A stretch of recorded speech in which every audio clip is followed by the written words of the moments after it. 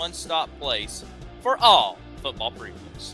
All right, we begin with our beloved Tennessee Volunteers, still ranked number 15 in the country after the heartbreaking loss to the Georgia Bulldogs this week. Back home and finishing out this home stretch as the Volunteers of Tennessee welcomes in the Blazers of UAB for a 12:45 Eastern Time kickoff on the SEC Network. Obviously, just heartbreak and disappointment for the Volunteers last week. Came oh so close, knocking off Georgia last Saturday in overtime. But it's a new week, new ball game, and a new opportunity to clean things up before Tennessee hits the road the following week. Take on Mississippi State. You take on UAB, a team that you should be able to handle pretty easily. Joey Aguilar had a fantastic game last week, and the wide receivers and really the team in general. I mean, even after the loss to Georgia, Tennessee has a lot of optimism going throughout the rest of the season, especially in this expanded college football playoff era.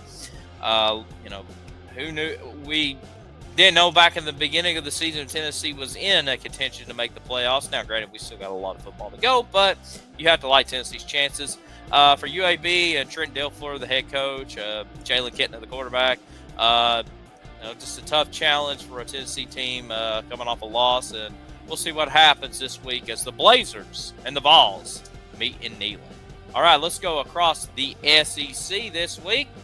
Top 25 showdown in Norman. So we got the 22nd ranked Auburn Tigers taking on the 11th ranked Oklahoma Sooners. 3:30 kickoff on ABC. Jackson Arnold returns back to Norman. Last year he was the starting quarterback for the Sooners. Now the starting quarterback for Auburn.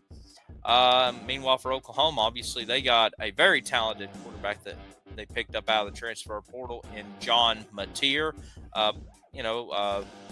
First for Auburn, very good start to the season. They had that big week 1 win on the road at Baylor, and they played a couple of easier opponents last week or the last couple of weeks. But now the SEC opener taking on Oklahoma, a team that Auburn had a nice lead on at home before the Sooners come back and won. And believe it or not, it was Jackson Arnold who led that comeback. So we'll see what happens with Hugh Freeze in Auburn. Meanwhile, for Oklahoma, talk about John Mateer. We talk about this team. Last time we saw Oklahoma play a big game was the win against Michigan. So now how they will do in their second year in the SEC in a conference game. Should be a fun one. It's going to be a fun little matchup seeing, Hugh Freeze calling the plays on offense for Auburn versus Brent Venables calling the plays on defense for Oklahoma. Should be a fun matchup. And, how's Jackson Arnold going to respond in his return back to Norman? But it's the Tigers and the Sooners. All right, a battle in the Sunshine State. 7:30 p.m. on ABC, and for some reason, College Game Day is going to be there, but it is what it is. Florida 1-2 on the year, taking on 4th-ranked Miami. The Hurricanes already, with a couple of top 25 victories. They defeated 18th-ranked South Florida last Saturday, and Carson Beck. And this Miami team is a lot better this year than they were last year. A more well-balanced team, in my opinion. Last year they were terrible on defense, but it seems like they have done a pretty good job for the most part making leaps and strides. Meanwhile for Florida, just a disaster start really to the season.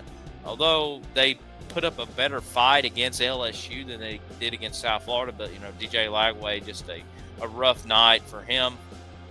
Can Billy Napier and the boys tried to knock out Miami, or will the Canes pick up 2 wins in a row over Florida? But should be a very interesting game between the Gators and the Hurricanes, adding another chapter to their rivalry. All right, 7 o'clock on ESPN, the battle for the Mayor's Cup, as we have the South Carolina Gamecocks from Columbia, South Carolina, taking on the 23rd ranked Missouri Tigers from Columbia, Missouri. This is a pretty little fun game here. Obviously, the health of Lenore Sellers, a big part of this game. We saw him last week in the loss to Vanderbilt go out pretty early on. We saw Luke Doty take over for South Carolina. I don't know if Sellers will make it for this game. And kind of a rough start for, or kind of a rough spot for Shane Beamer. Meanwhile, for Missouri, playing pretty nice right now. They had the border war win over Kansas a couple of weeks ago, and now going into conference play, 23rd ranked in the country, and Eli Drinkwitz and the Tigers just kind of coasting along in the SEC, picking up wins, and Bo Perula doing a good job at quarterback and some good playmakers overall. But it will be the Gamecocks and the Mizzou Tigers, 7 o'clock. All right. A couple of interesting non-conference matchups featuring the SEC versus the American Conference as we head first to Oxford for a 3:30 kickoff on ESPN. Tulane taking on number 13 Ole Miss. Tulane already with a couple of wins over Power 4 opponents. They just dismantled Northwestern at home in week 1 and then turned around last week and beat Duke at home. John Summerall and the Green Wave, also with former BYU quarterback Restless at quarterback for them. Hey, could they pull off a huge win on the road at Ole Miss? And, meanwhile for the Rebels, had that shootout last week with Arkansas, pulled away with the win. We saw Austin Sanders struggle in that game. We saw Lane Kiffin also switch to Trinidad Chambliss at quarterback, put up better numbers. So now we kind of got a quarterback battle between Simmons and Chambliss. I think I called him Austin Sanders. Is Austin Simmons is the quarterback. So kind of correct myself. I didn't say it correctly there. But anyways, it is Tulane. It is Ole Miss. Should be an interesting game. A little bit of a scoreboard watch game. 12 o'clock on the ABC, we head to the Liberty Bowl as the Arkansas Razorbacks takes on the Memphis Tigers. Memphis usually a team that one of the better group of 5 schools in the nation. A different team from the last couple of years. No more Seth Hennigan at quarterback.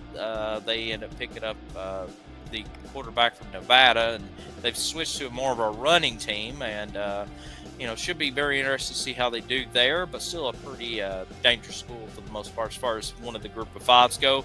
For Arkansas, having a great season with Taylor Green at quarterback, putting up some great numbers to start the season, scoring a lot of points, and should be a fun matchup between the Razorbacks and the Memphis Tigers from Liberty Bowl. Should be fun to see. All right, let's go across the nation, and we'll get you out of here. We got 3 matchups lined up, and this is all in college football here. We begin in the Big 12, an early game in Utah. As 17th-ranked Texas Tech goes to Salt Lake City to take on 16th-ranked Utah Utes. Battle in the Big 12. Texas Tech averaging like 66 points per game. It's pretty crazy. Now, granted, they played some less competition in the first couple of weeks. They did get a nice win over Oregon State, even though that game had a lot of weather delays and disruptions, but they still defeated a pretty easy team in Oregon State. Meanwhile for Utah and Rice Eccles Field, one of the toughest places to get a win in the nation. How's this Utah crowd going to get up and going for this big noon kickoff, even though it's like 10 a.m. out there or 9 a.m. It's going to be super, super early. But we'll see how Utah responds as they take on Texas Tech. 3:30 on CBS. 21st ranked Michigan Wolverines heading to Lincoln to take on Nebraska.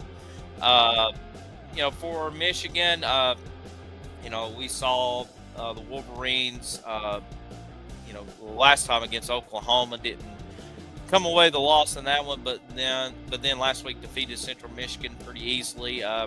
This is also the second game that Shamor Moore is suspended due to the whole Connor Stallions allegations and that fallout. So the former Charlotte coach, Coach Biff, will be still on the sidelines for that one. And meanwhile for Nebraska, this is a big game for them and for Matt Rule. they've been waiting a long time for a huge game like this. You're taking on Michigan, even though they're down, but still a big opponent for them. And really with Nebraska's schedule throughout, I would say most of the season until about November when they go to Penn State, this could be a huge opportunity for Nebraska to get on a big winning streak here in the season. Dylan Raiola, the quarterback for Nebraska, you know, Nebraska could be where Indiana was last year and get on a big winning streak until probably they go to Penn State. I mean, there's, USC's still on the schedule, but they get them at home.